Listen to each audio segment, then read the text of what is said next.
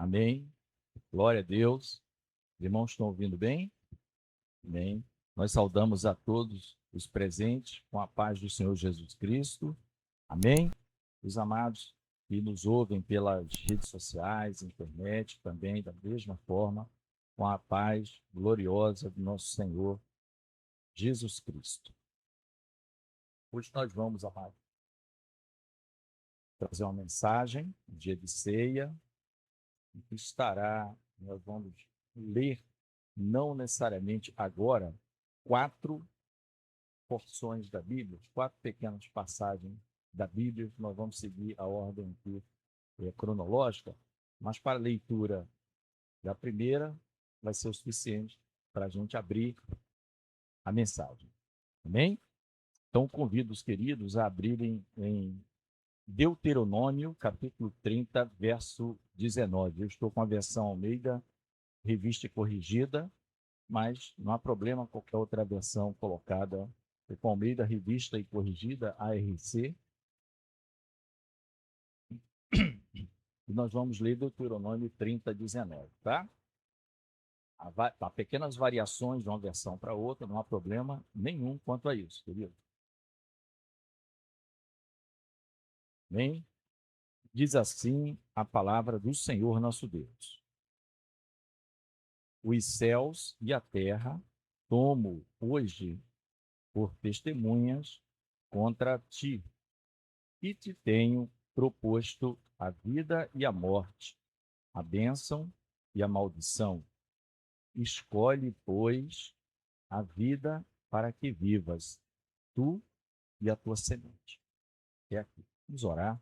Senhor Deus e Pai, nós glorificamos, nós bendizemos o teu santo nome. Pedimos, ó Deus, toda a tua assistência na ministração da tua santa palavra, que o teu Espírito Santo, Senhor, fale aos nossos corações, porque só Ele conhece o oculto, o escondido, a necessidade de cada um de nós, aquilo que precisamos guardar, ó Deus, nos nossos corações. Ó Deus, que o Senhor nos abençoe, nos conceda graça e misericórdia, conforme falado na escola bíblica. Ó Deus, nós chegamos ao teu trono de graça e é um momento oportuno, porque precisamos da tua graça constantemente. Ser com cada um de nós, com cada um dos amados que nos acompanham, ó Deus, pelas redes sociais. Esta é a oração que nós fazemos a ti nesta hora, em nome do teu filho amado Jesus. Amém. Amém, queridos, podemos nos assentar. Escolhe, pois, a vida.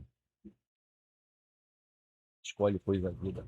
Queridos, Deuteronômio, não é? Ela significa como se fosse a segunda lei, com a ideia de a repetição da lei, né? Já próximo aqui do Moisés partir, não é? Já próximo, no finalzinho o livro tem 34 capítulos, e nós estamos no 30, no finalzinho do 30. Então o Senhor vai falar ao povo, né? Ele falava por meio de Moisés, ele vai falar algo bem interessante, porque tem toda já uma jornada que foi concluída e o povo já tinha conseguido parte da terra antes do Rio Jordão e iria, pelas mãos de Josué, possuir, né, por anos, não é? Não foi chegou lá em um dia, em um mês, né? Aquilo durou um tempo. Tá? E o Senhor ele vai dizer o seguinte: olha, os céus e a terra, ou seja, nada mais, nada menos que toda a criação. Né? Por boca de 2 ou 3 testemunhas, toda a palavra será confirmada. O povo já sabia disso. Então o Senhor está dizendo assim: estou trazendo 2 testemunhas, tá? 2 pequenas testemunhas aqui. Os céus e a terra. Toda a minha criação. Contra ti. Testemunhas contra ti. Ou seja, se em algum momento houver acusação contra vocês, nós vamos ouvir as testemunhas para ver se é isso mesmo. Que te tenho proposto a todo o povo do Senhor. Então, naquele meio tem pessoas mais achegadas ao Senhor, tem gente ali mais ou menos em cima do muro, tem gente rebelde. Está tudo junto ali. Deus é longânimo, nós sabemos disso. Tá? Então, como eu falei, a palavra ela será dividida em 4 pequenas porções. Daqui a pouco a gente já está pulando para a próxima e vai terminar. Então, Deus está dizendo o seguinte: eu te proponho a vida e a morte. Então, nós já vemos aqui o seguinte: existe uma proposta ao povo. Quem é o proponente? Deus. Deus é o proponente. Ele propõe ao povo a vida e a morte. Ele pôs 2 testemunhas, porque o povo poderia querer um dia reclamar contra Deus. Não, não foi bem assim, não. Os céus e a terra. A bênção, porque bênção e vida andam juntos. Morte e maldição também andam juntos. Não é? Aquele famoso salmo que a Claudinha já me ajudou uma vez a localizar. Não é? Amou a maldição, que ela lhe sobrevenha. Não quis a bênção, aparte-se dele. A bênção vai embora. A bênção vai para quem? Outro que não quer. Não quer a bênção. Mas o Senhor está propondo a vida e a morte. Não tem meio termo. Você observa que não tem como é uma expressão, nós vamos usar ela mais uma vez, talvez, aqui na nossa administração da palavra. Hoje está muito comum, não é? Nós começamos a ouvir, pelo menos eu comecei a ouvir, talvez dos últimos 5 anos para cá, no meio político, não tem uma terceira via. Né? Agora está na moda essa expressão, uma terceira via. Ou você é A ou você é B. Não tem plano C. Eu te proponho a vida e a morte, a bênção e a maldição. O senhor não poderia parar por aí? Poderia. O senhor poderia parar por aí. Olha, eu estou te propondo vida e morte, porque o pressuposto que todo mundo sabe o que é a vida, o que é a morte e qual que é melhor. Se é vida, morte, se é bênção ou é maldição. Mas o senhor não para por aí. Além dele ser o proponente das 2 coisas, a bênção e a maldição, ele orienta, ele aconselha. Não é? Parece óbvio, poxa, mas precisava, mas o senhor ainda faz isso. Escolhe, a decisão agora é sua. Mas não é uma decisão, lembre-se, Deus é o proponente. Deus está no circuito, Deus se revelou. Não chegou a esmo ao homem, o homem não chegou ali por acaso, sem saber o que é vida, o que é morte. Não. É Deus que está falando, ele sabe muito bem, o Deus que tirou da escravidão, o Deus que fez maravilhas na caminhada e o Deus está deixando ele na boca do gol. Tá? Deixando isso na boca do gol. E Deus vai dizer para ele: escolhe, pois, a vida para que vivas tu e a tua semente. Então o Senhor sempre está pensando na posteridade, na continuidade, na sequência, na vida. Haverá a morte natural, o envelhecimento, mas a descendência, ele está pensando dessa forma. Então ele não só é o proponente que coloca as testemunhas, como ele diz a resposta para você. O que é que você tem que escolher? Bastante óbvio, não é? Deus presente como homem, sempre, porque o nosso Deus é um Deus de relacionamento. A gente vê desde o Jardim do Éden, Deus se relacionava com o homem, na viração do dia, ia lá. Tudo bem, Adão? Precisando de alguma coisa? Tá. Né? Tudo certinho, maravilha. Né? Então, está aqui. Ninguém pode dizer, não foi um ser qualquer que apareceu, um outro humano que chegou falando isso. Não, o próprio Deus falou isso. Escolhe, pois, a vida para que vivas, né? Tu e a tua semente. Faz a proposta, coloca a vida e a morte, a bênção e a maldição. Agora ele coloca a responsabilidade em você. Escolha. Porque agora você não é mais um cego. Agora você já vê, você já sabe até a resposta certa, porque eu estou dando, eu, Deus, né, no caso ali, eu estou dizendo o que é que você deve escolher. Eu estou dizendo que você deve escolher. Para que vivas tu e a tua semente. Assim é Deus. Né? Escolhe, pois, a vida. Assim é Deus. Né? Quando ele dizia assim, ó, eu visito a maldade do pai sobre os filhos, dos pais sobre os filhos, até a terceira e quarta geração. Mas faço benignidade até a milésima geração daqueles que me amam. Percebe a diferença? Né? Eu convido os amados a gente dar essa passeada na Bíblia. 1 Reis 3,16, texto conhecido. As duas prostitutas com a criança lá. Primeiro, diante do rei Salomão. Nós não vamos ler ele todo, né? Ele vai até o versículo 1 Reis, acho que é isso, 3,16. Ele vai até o versículo 28, mas não precisa ler todo. Nós vamos ler uma parte. Diz assim: então vieram duas mulheres prostitutas ao rei e se puseram perante ele. E disse-lhe uma das mulheres: ah, senhor meu, eu e esta mulher moramos numa casa, e tive um filho morando com ela naquela casa. E sucedeu que ao terceiro dia depois do meu parto, também esta mulher teve um filho. Estávamos juntas, estranho nenhum estava conosco na casa, senão nós ambas naquela casa. E de noite morreu o filho desta mulher, porquanto se deitara sobre ele. E levantou-se à meia-noite e me tirou a meu filho do meu lado, dormindo a tua serva, e deitou-se no seu seio. E a seu filho morto deitou-se no meu seio. Ah?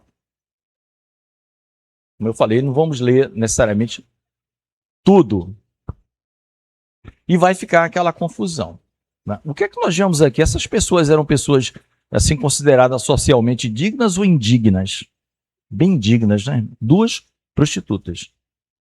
Duas prostitutas. E ali estava o rei Salomão, um homem sábio, abençoado pelo seu pai, Davi, e por Deus. Ao final da vida, cometeu o que não deveria, depois retornou, né, escrevendo muitas coisas para que ninguém cometesse os mesmos erros dele. Duas pessoas indignas, irmãos, interessante, né? E o rei ouve, aí disse, não, o filho é meu, o filho não é meu, eu quero vivo, enfim. A história está muito clara. Só moravam as duas numa casa. O ofício das duas, vou chamar assim carinhosamente de ofício, das duas, porque faziam por alguma necessidade mesmo de sobrevivência, era a prostituição.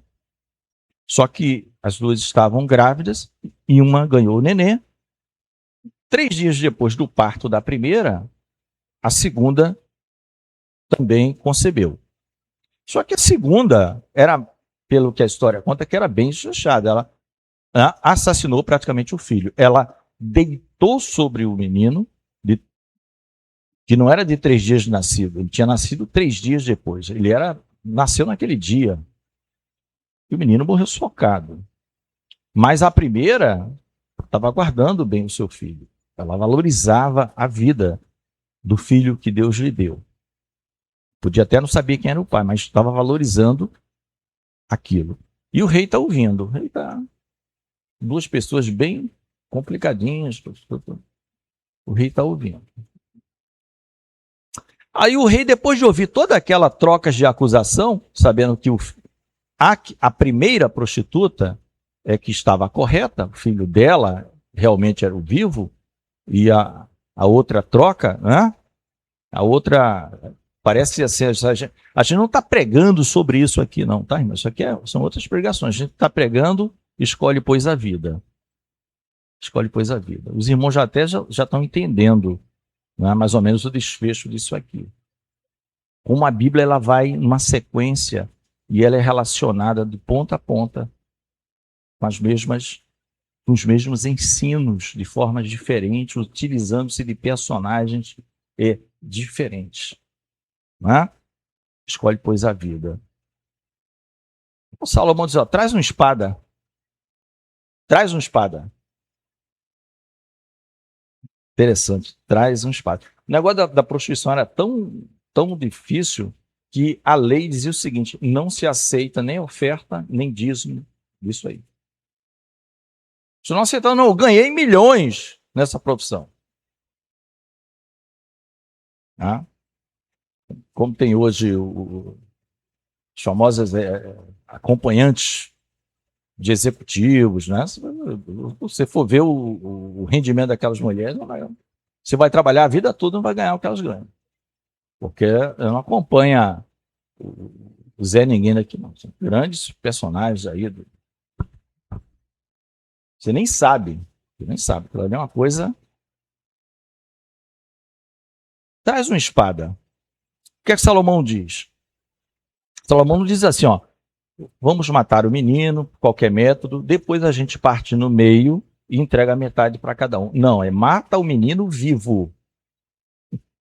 Vamos partir no meio vivo, e nem você e nem você, cada um fica com a metade.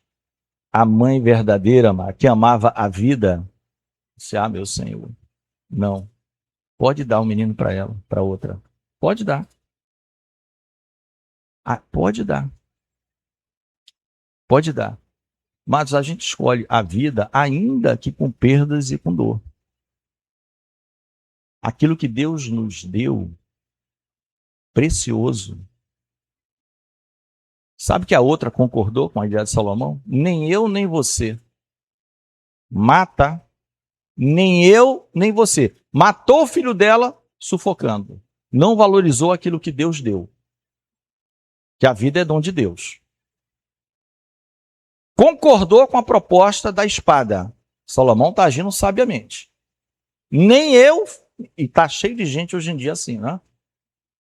Basta ver negócio de herança. Não fica nem comigo, nem com você, nem eu, nem você. Está cheio. Mais do que você possa imaginar. Por causa de um apartamento, que o pai e a mãe não estão mais vivos, aí tem 3, 4 filhos, que eram tudo amigos, cresceram tudo brincando, mas nessa hora, nem eu, nem o negócio não acerta. Nem eu, nem você. E ela concordou, nem eu, nem você. Salomão não pensou 2 vezes, eu não precisa fazer teste de DNA, nem tem, né? Não precisa fazer DNA, eu não quero nem saber se a mãe de verdade é a que falou, nem eu, nem você. A mãe é quem quer a vida. Eu quero a vida ainda que eu sofra. Não é? Eu quero Jesus, que é o caminho, a verdade e a vida, ainda que isso implique perdas para mim. Ainda que eu perca tudo, eu não vou perder o que Deus me deu de graça, conforme o pastor pregou. A vida eterna. Né, queridos? A vida eterna.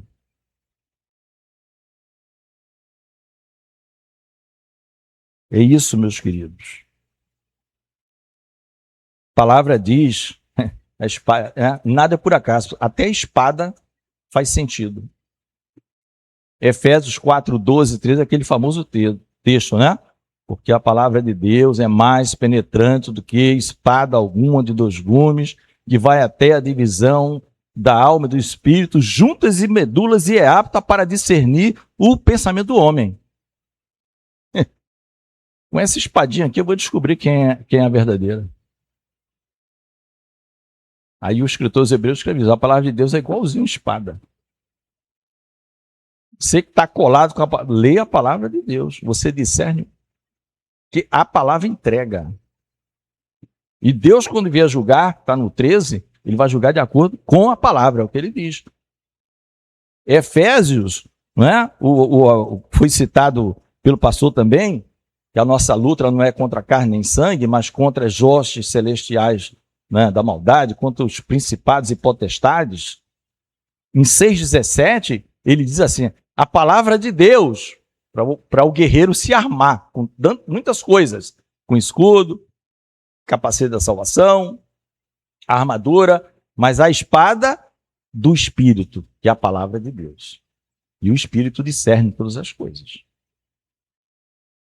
A vida.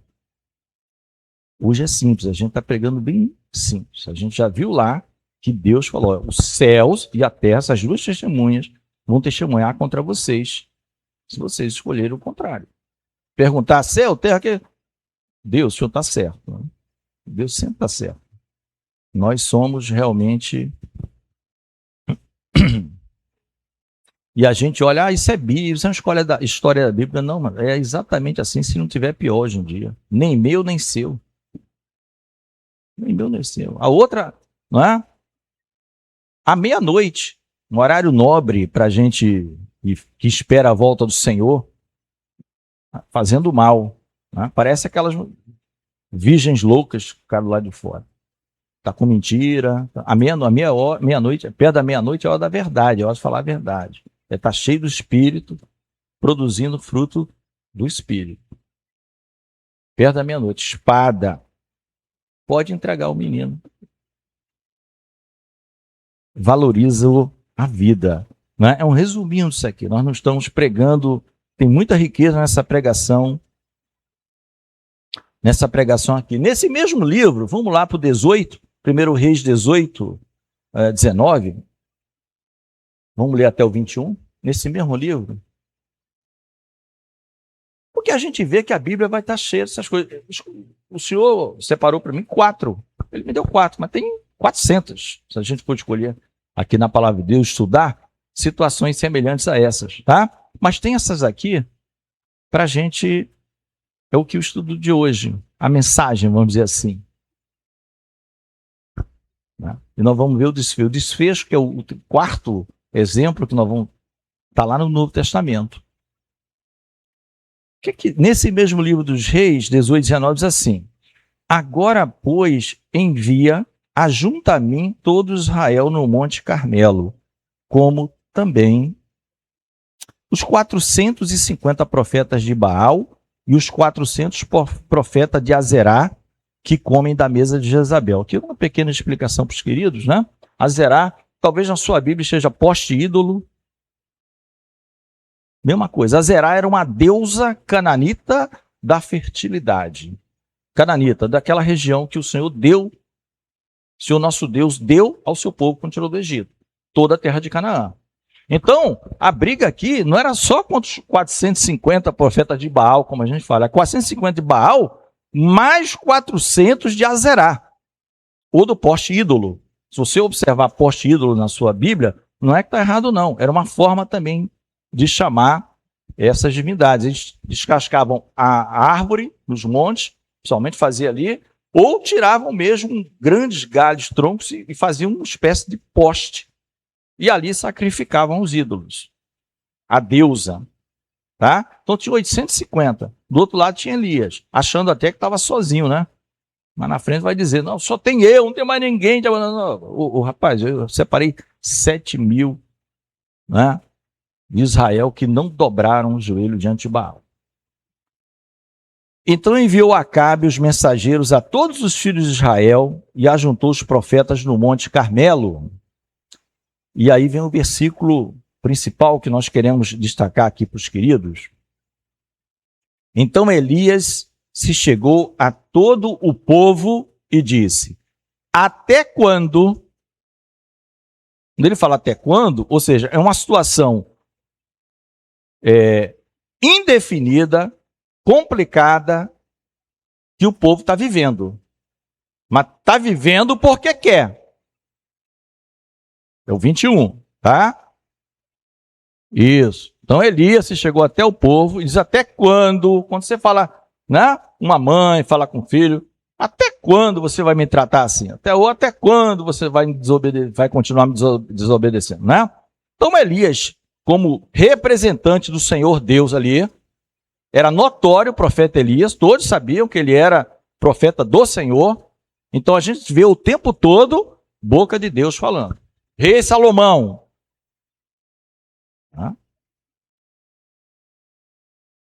Até profecias que estão escritas a respeito do rei Salomão, o escritor Hebreus usa para Jesus. Usa para Jesus. Que não era Salomão o rei que não teria fim, que teria o reinado. Ele morreria. Ele estava apontando, na verdade, para Cristo, que é o reinado que jamais terá fim. Até quando cocheareis entre dois pensamentos? Coxear, hora está de um lado, é o indefinido, está de um outro, vem do coxo, né? Que ele anda com dificuldade. Coxo. Até quando coxeareis? Se o Senhor é Deus, seguiu. Segue o Senhor. Segue a vida. Escolhe a vida. Agora, se vocês acham que Baal é Deus, então sigam Baal. Porém, o povo lhe não respondeu nada. Está todo mundo mudo em cima do muro. Em cima do muro, queridos, é a mesma coisa que está do lado contrário. Em cima do muro, a gente já viu a Bíblia mostrando isso para a gente. Já trouxemos mensagens sobre isso. Quando Senaqueribe quer invadir Israel, lembra? Com o rei Ezequias. Quem que os embaixadores do adversário tiveram como principal alvo inicialmente na fala? Aqueles que estavam em cima do muro, literalmente lá de Jerusalém. E os embaixadores de Jerusalém dizendo assim: os embaixadores da Síria, não falem em hebraico não, vamos falar em siríaco, que a gente que é embaixador entende. Nós somos relações internacionais, a gente fala várias línguas, vocês também. Não falem em hebraico não, para colocar medo do pessoal que está em cima do muro, né? Até quando cocheareis entre dois pensamentos, queridos? Olha, se o Senhor é Deus, seguiu. O que não dá é para você ficar um pouquinho servindo aqui a Deus, um pouquinho servindo. Não poderei servir a Deus ao Mamon. Ou você há de aborrecer um e amar o outro, e vice-versa. Quem disse foi Jesus. Né? E nós vimos aqui, né, são 850 profetas, né? 450 de Baal e 400 de Azerá. Amados, falta discernimento do povo diante da situação. Trazendo para os nossos dias, nós como igreja temos que ter discernimento diante da situação. Se nós cremos que o nosso Senhor é Deus, é o único Criador dos céus e da terra, sigamos a Ele. Agora, se nós cremos que as coisas que o mundo apresenta aí como deuses é o que é Deus, que esse Deus da Bíblia não serve, então sigam o de lá. Né? O que não pode é você ficar com um pé aqui e um pé lá, porque você não dá para cochear entre dois pensamentos. Por isso que lá no início o Senhor não deu o chamado terceira via. Lembra que eu falei isso na leitura da palavra? Eis que eu proponho, eu sou o proponente, a vida e a morte. Só tem isso. Eu proponho a vida e a morte. Eu proponho a bênção e a maldição. E ainda dou a resposta para vocês. Escolhe a vida. Escolhe a vida. Deus dá a resposta. Eles fazem isso. E eu notei aqui, por curiosidade, uma pequena anotação para os queridos. Existe um livro, esses chamados clássicos da literatura universal, tá? E vocês alguns já devem ter ouvido falar, alguns podem ser que tenham lido ou não, chamado A Divina Comédia. Quem já ouviu falar nesse livro? É um clássico da literatura, tá? A Divina Comédia. Foi escrito, né, pelo Dante Alighieri, um italiano, século XIV. Nós estamos falando de 1300 e pouco. Então, estamos falando de quase 1000 anos lá atrás, né? Nós estamos em 2026, já quando for 2300, se ainda tiver por aqui o planeta, seres humanos, estou falando 1000 anos. Então, esse livro trata de lugares como inferno, purgatório e paraíso, por exemplo. É dali, né? Aqui é um parênteses que eu estou fazendo, tá, queridos? Trazendo uma informação secular, apenas para dar uma pequena ilustração. O Dante Alighieri, quando escreve isso, ele que transforma, na verdade, o latim falado para o italiano de hoje. A língua italiana deve se chamar, assim como Shakespeare é o grande nome lá da Inglaterra, o Dante Alighieri na Itália é 2, né? Século XIV. Mas, e daí, Reginaldo, por que você lembrou disso? Porque nesse livro existe um amigo fictício dele, é um amigo e o mestre, chamado Virgílio, dentro do livro. Né? O Dante Alighieri é um personagem, como se ele fosse um personagem, eu fui aqui. Eles estão fazendo uma jornada pelo A igreja, principalmente católica, medieval. Então tinha purgatório, tinha inferno e tinha paraíso. Aí, nesse livro, ele e o Virgílio chegam à conclusão. Por isso que esse trecho está aqui, ó. Até quando cocheareis em dois pensamentos.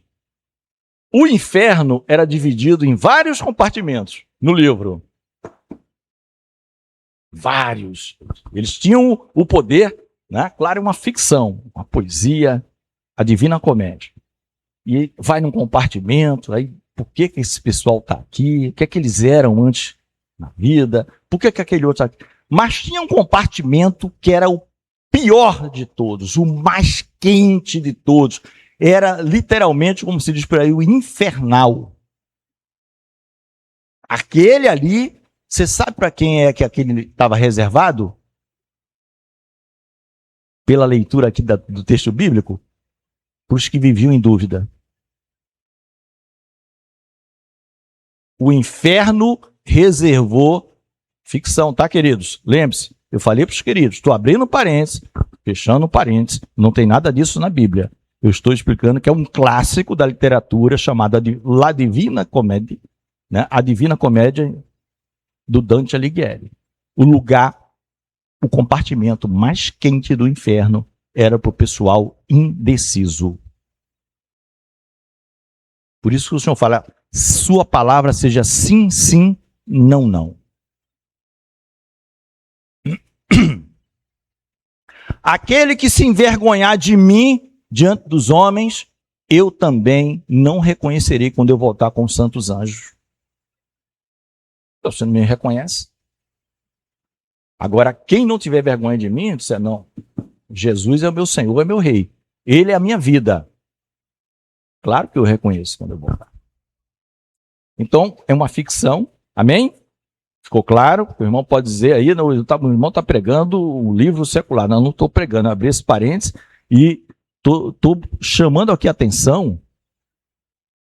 Estou chamando aqui a atenção para o que o profeta Elias disse para o povo. Até quando? E o povo ainda foi. Não respondeu nada para o profeta. Debaixo de um comando terrível de Acabe e Jezabel, meu querido. Que só faziam tudo que era desagradável aos olhos do Senhor. Eles não se definiam. Eles não se definiam. Né? Foi preciso que houvesse aquele holocausto, tudo aquele preparo, enquanto isso os outros lá estão se machucando, se lancetando, se cortando, e clama. Né? Elias até foi irônico, né? Quem sabe eles não estão tirando um cochilo aí enquanto vocês estão clamando. Está dormindo aí, estão almoçaram, estão cansados, para um cochilo. Fala mais alto. Elias nessa hora foi bem irônico, né? Eu não faria isso, mas ele fez tal, mas quando ele clama, o Senhor consome o holocausto, o cordeiro. Ele colocou as dificuldades, valas com água, rego, né? Tudo assim contra o fogo consumir. Para mostrar que Deus pode estar até dentro da água, Deus consome com fogo. Lá no fundo do oceano. O fogo vai lá, lambe e consome. E Deus respondeu. Aí o povo, só o Senhor é Deus, só o Senhor é Deus. Se estão com convicção ou não, não sei. Não é? Você vai esperar o quê? Uma desgraça dessa, um negócio desse? Meu amigo, é hora de nós nos apegarmos à vida. Isso é princípio desde o começo. Escolhe, pois, a vida. Ainda que com perdas e com dor, como foi o caso das duas prostitutas. Você acha que aquela mãe, ao dizer, não, meu rei, não mata o menino, não. Pode entregar para ela. Ela é a mãe. Você acha que ela ficou feliz assim na hora? Não. Mas ela preservou a vida. E o rei não teve dúvida, né? A espada que discerne tudo, pode entregar para essa é a mãe. Essa é a mãe. Ela é a mãe. A outra não. A outra era bem ligada com maldição e morte e desleixo. E tudo que é bom, que Deus nos dá, deixa para lá. Para nós concluirmos, querido, o quarto exemplo clássico, né? Lucas 23, 39. A gente já está indo para a parte final da escolha da vida. Lucas 23, 39, na crucificação do nosso Senhor Jesus Cristo, ali a questão dos dois ladrões, né? Perdão. Lucas 23, 39 vai dizer o seguinte: e um dos malfeitores, lembre-se, estava Jesus, um malfeitor a cada lado dele, de um lado e do outro. E um dos malfeitores que estavam pendurados blasfemava dele, dizendo: se tu és o Cristo, salva-te a ti mesmo e a nós. Ele queria a salvação daquele homem. O que era a salvação para aquele homem? Era descer da cruz, voltar para a terra e continuar roubando. Vocês lembram da pregação do domingo passado? O pastor trouxe. Fez um link da parábola das 10 virgens, inclusive, com ela. Dos talentos. Teve aquele que colocou o talento que Deus deu, ele enterrou na terra. Nem no banco colocou. Você não quer trabalhar? Coloca no banco que ele te paga alguns juros. Pelo menos você me daria alguns juros. Foi domingo passado essa palavra que o pastor trouxe. Né? Ou seja, a vida está ali diante dele, mas a pessoa, né, está pensando só nas coisas dessa terra. Só nas coisas dessa terra. Né? Como Paulo vai dizer em 1 Coríntios 15, se a gente, de alguma forma, está ligado a Cristo, só por causa daqui da terra, ter sucesso aqui na terra, né, somos os mais miseráveis dos homens. E Paulo diz assim, que todo homem é um ser realmente indigno e miserável. O pastor citou lá o Romanos 7, né? Miserável é o homem que sou. O próprio Paulo fala, quem me livrará do corpo dessa morte? E a conclusão vem no versículo seguinte, graças a Deus por Jesus Cristo. Jesus Cristo veio, a vida veio. Aquele que morre por mim veio. Então esse ladrão é aquele que escolhe a morte. Que ele está pensando só nisso aqui. Ninguém está dizendo que você não deve orar a Deus por alguma coisa desse mundo aqui. Não é isso. Mas ele não alcançou que ele está pregado numa cruz e que aquilo ali não é reversível. E que existe uma vida futura. E enquanto que o segundo, queridos, né, a gente não quer nem entrar nos detalhes. A pregação não é sobre isso. É como eu falei, são pequenos relances e tópicos para os irmãos observarem como Deus trabalha na vida nossa, na igreja, do crente e de qualquer ser humano que ouça a palavra de Deus para valorizar a vida e a vida eterna. Porque nessa vida a gente viu como aquela prostituta, ainda que a gente tenha perda e dor, eu quero preservar a vida. Eu quero a vida. Eu não vou optar pela morte. Ainda mais a morte eterna. O outro, não é, o repreendeu. Nem ainda temes a Deus, estando na mesma condenação. Nós, na verdade, com justiça, porque recebemos os nossos feitos, nós merecemos, mas este nem o mal fez. A história de Jesus era circular, já era final do ministério aqui, né? 3 anos e meio. Não pensem que aquelas pessoas que estavam sem seguir Jesus não sabiam sobre Jesus, não ouviam das proezas, das grandezas que ele fazia. Muitos sabiam, sim. Inclusive esses ladrões. Mas eles um queria as coisas desse mundo aqui. Só queria aplicar para cá. Eu quero continuar me dando bem aqui. E com prejuízo dos outros, inclusive. Né? Porque quem rouba ainda prejudica o outro.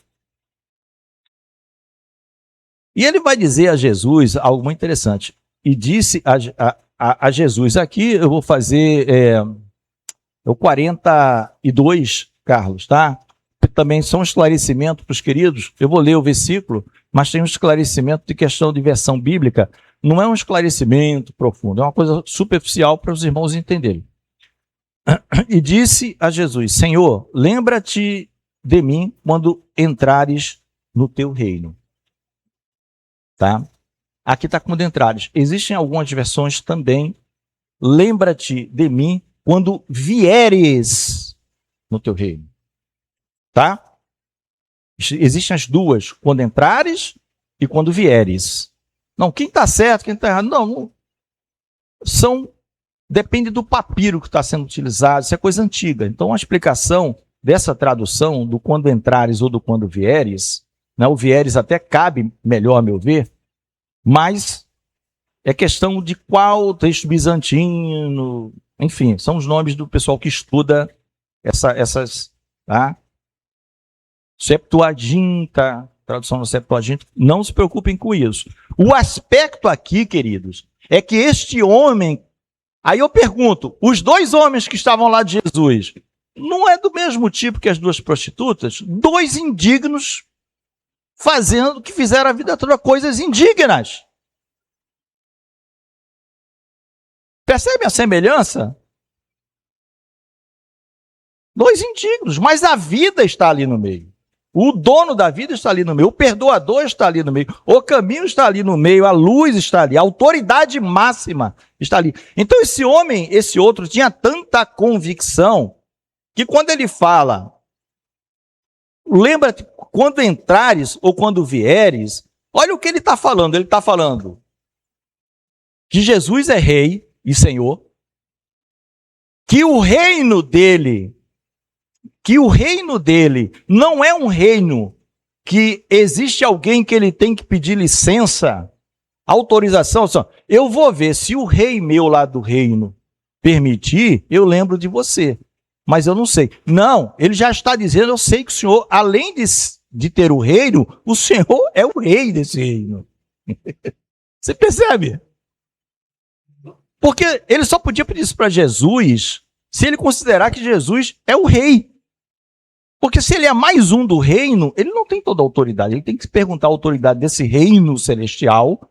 Que teve um ladrão que morreu comigo, ele falou que quando a gente voltar, ele que gostaria de vir para cá. O senhor autoriza? Não. Ele já está falando para Jesus, para o Senhor lembrar dele. Ele teve um entendimento ali em alguns minutos que muita gente ainda não tem. Que muita gente ainda não tem. Quando vieres, lembra-te de mim. Quando vieres ou quando entrares no teu reino. Então, olha o que aquele homem está dizendo. Eu vou morrer agora, mas eu sei que existe, que o Senhor é rei, que o reino do Senhor não é deste mundo, porque eu já ouvi falar por aí, eu creio, já ouvi. Eu ouvi dizer que o Senhor vai voltar para buscar os seus queridos. Eu acho que ele entendeu aqui mais do que até alguns apóstolos. Eu não sei o que aconteceu ali, mas quando o Senhor voltar, o Senhor lembra de mim, ressuscitar. Ou seja, ele sabia que a morte não vence Jesus. Jesus ressuscitaria. E quando ele voltasse um dia, nos santos anos, lembrasse dele.